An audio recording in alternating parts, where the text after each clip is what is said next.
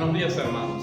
Vamos a meditar la palabra de Dios de este domingo 27 del tiempo ordinario. Bien, vamos a recurrir a la primera lectura del profeta Isaías. La imagen, la viña. Habla el amigo del dueño de la viña, es decir, el profeta. Habla de parte de Dios. Lo que leemos acá dicen algunos que es un poema que bien pudo ser un canto que se realizaba en los viñedos o en algunas fiestas en aquel tiempo.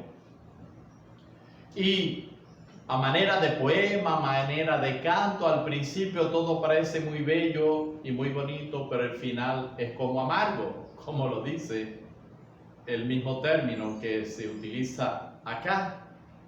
Pues el viñador está enamorado de la viña. Construye una torre para colocar allí al vigilante. Prepara la tierra, la cava, hace un lagar, la riega, hace de todo por la viña. Y después de haberlo hecho todo por la viña, cuando va a buscar los frutos, dice que lo que tiene son agraces, es decir, uvas agrias. Y este sabor agrio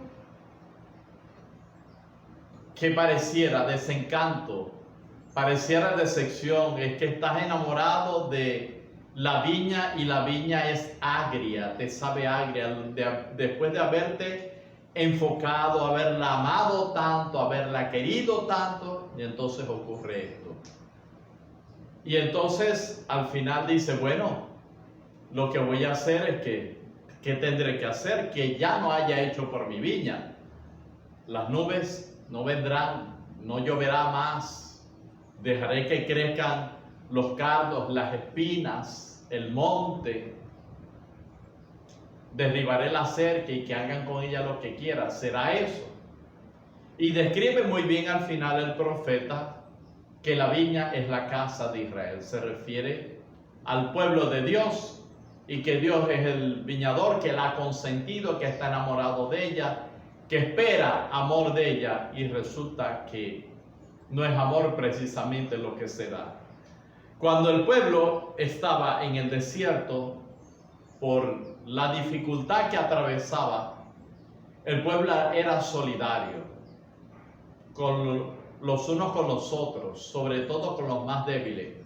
Una vez que el panorama cambia, aquí se reclama que Israel dejó de atender a las viudas, dejó de atender a los huérfanos, dejó de atender a los más pobres, a los más débiles y a los más oprimidos.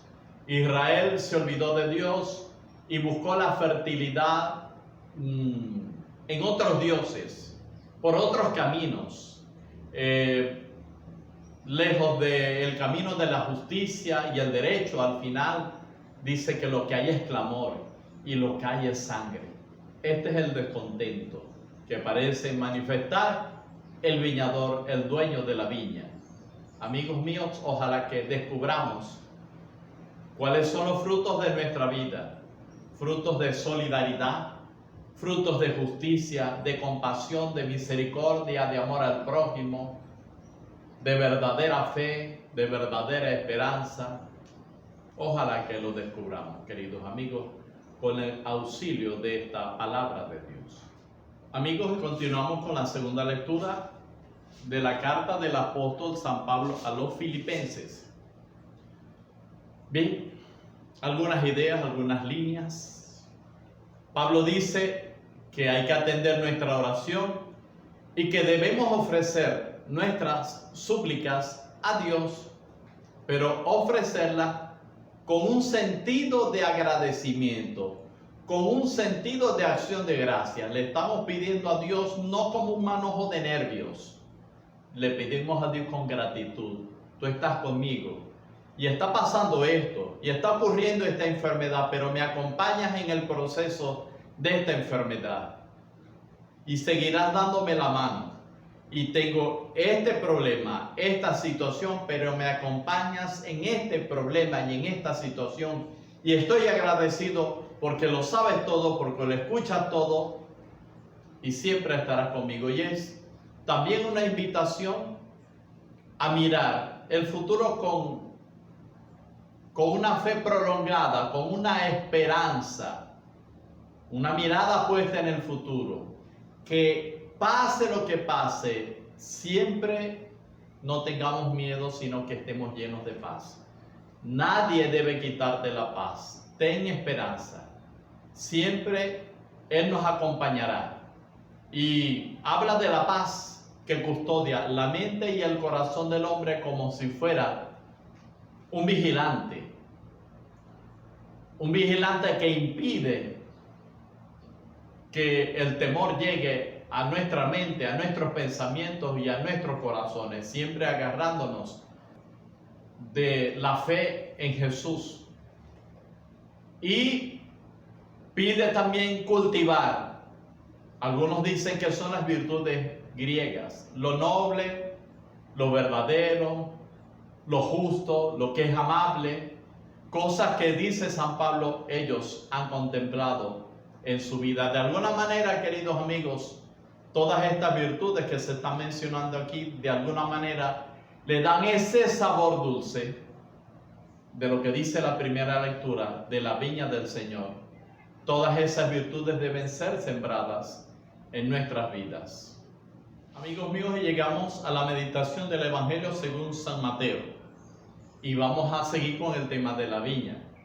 Porque los elementos que aparecen al principio del Evangelio, en esta parábola que el evangelista, el narrador, coloca en boca de Jesús, estos elementos parecen extraídos al principio, solo al principio de lo que leíamos en el profeta Isaías. Un hombre construye una viña, hace una viña, construye una torre, cava el lagar, etcétera, etcétera. Pero entonces lo que hace es alquilarla a otros, se ausenta. Parece que este tema de los absentistas era algo muy común en aquella época evangélica. Pero lo cierto del caso es que aquí va a cambiar el sentido. Es arrendada la viña a otros. ¿Y quiénes son estos nuevos viñadores o arrendatarios? Los líderes religiosos de la época de Jesús. Y entonces, cuando ya parece que es el tiempo de buscar los frutos, envía el dueño de la viña a los criados. ¿Y qué hacen? Los golpean, los matan, los expulsan. Y en esta imagen de los criados vemos a los profetas enviados por Dios, que son rechazados y expulsados por los líderes religiosos de esta viña, del pueblo. Sigue enviando y ocurre lo mismo con los criados o los profetas. Hasta que al final se dice, bueno, voy a enviar a mi hijo, a mi primogénito, a él sí le van a hacer caso. Indudablemente que esta figura del hijo se refiere únicamente y exclusivamente a Jesús. Y cuando lo ven, entonces lo matan. Porque dicen, nos vamos a quedar con toda su herencia. Y es lo que ocurre. Y es que la muerte de Jesús nos trae la herencia de la vida eterna, nos trae la iglesia, nos trae los sacramentos, nos trae el Espíritu Santo, nos trae su palabra. Con Jesús hemos heredado la salvación. Y ocurre entonces, cuando se termina la parábola, la pregunta, la conclusión, dice Jesús, ¿qué hará entonces el dueño de la viña con esta gente mala? Y lo que les responde, bueno, le va a quitar a ellos la viña y se la dará a otro que sí produzca sus frutos. Ajá. Y entonces se dice acá que los líderes religiosos van a ser cambiados porque se han opuesto al plan de Dios, porque han cometido crímenes. Y bueno, lo que ocurre después es que Jesús dice, la piedra que desecharon los constructores es ahora la piedra angular, porque la muerte de Jesús se convirtió en la base y el fundamento de la salvación de la humanidad. Cristo es nuestra piedra angular. Su vida, pasión, muerte y resurrección es el fundamento de nuestra salvación. Amigos míos,